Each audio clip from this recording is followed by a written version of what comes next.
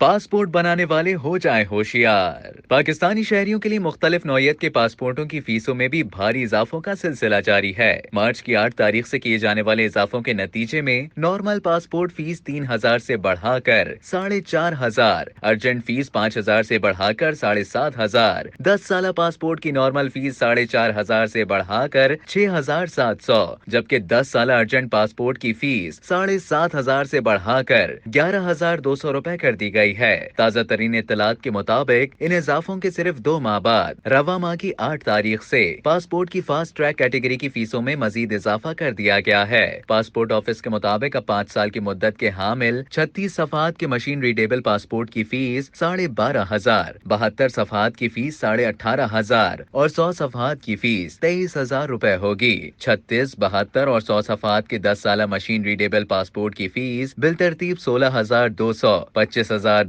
اور 32,000 روپے مقرر کی گئی ہے۔